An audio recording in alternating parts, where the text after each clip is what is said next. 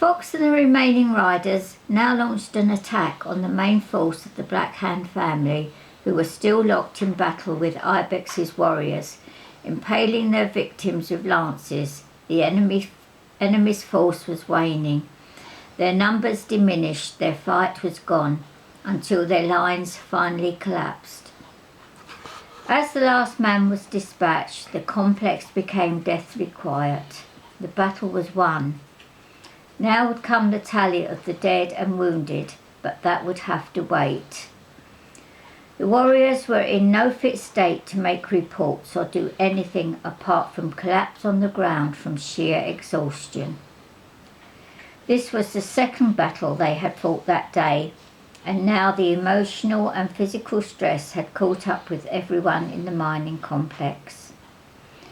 Now everything had been forgotten as the warriors sprawled out and relaxed. An hour went by before Fox suddenly said, "Oh my, the prisoners of the Black Hand family are still locked up, and Mr. Pageworth is still waiting at the air vents.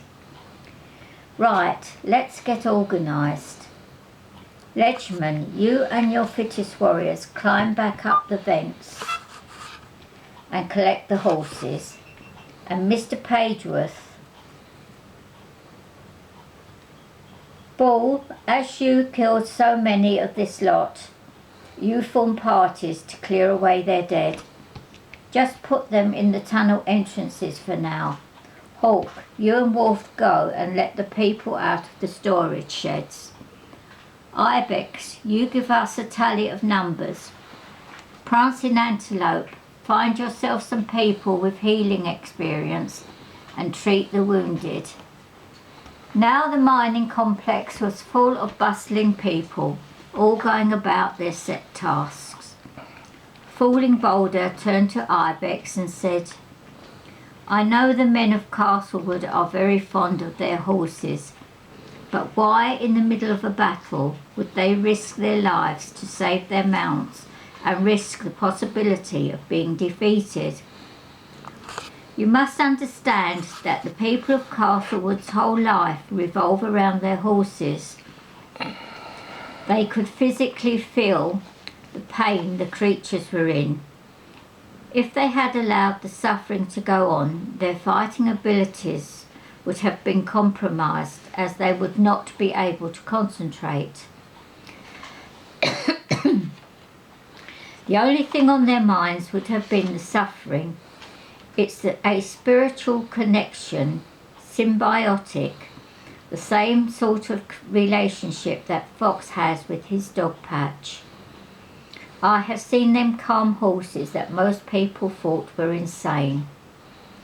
I know it doesn't make any sense to you, but the best analogy is watching your mother being hurt and not reacting. It's not possible for you to do that, and the same applies to them and their horses," Ibex told him. Another half an hour had passed. Ledgman and his party had reached the top of the vents and banged on the vent covers to attract Mr. Pageworth's attention. He opened the vent and the warriors climbed out into the bright night sky. "Ah, do I take it you won the battle?" the old man chuckled. "Of course we won. Did you doubt it? Is there a quicker way back rather than the arduous trip through the woods?" Ledgman asked. "Oh yes, it doesn't matter if we are seen. There's a track that runs straight down to the front gate, about half an hour's ride," said Mr. Pageworth. After tethering the horses together, they set off to reunite Mr. Pageworth with his wife. Meanwhile, back at the conquered mining complex, the dead Black Hand family had been cleared away and the prisoners had been released from their captivity. Fox found Ball. "Hawk tells me of your fears of confined spaces were real, and the heights are not your favourite thing either.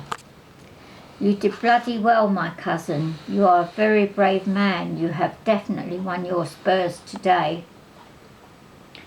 "Well, thank you, Fox. So does that mean I'm a fully fledged rebel now?" Ball asked. Now everyone will refer to you as Bull of the Rebels. You are as much part of our band as anyone else, Fox assured him. Just then, Ibex came up behind Bull. He coughed discreetly. Bull turned with a satisfied look on his face and walked away, leaving Fox and Ibex alone.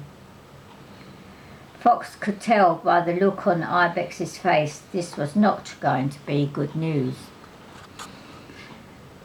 We have 10 dead men from Castlewood, and 15 of your people are too badly injured to fight in our next battle.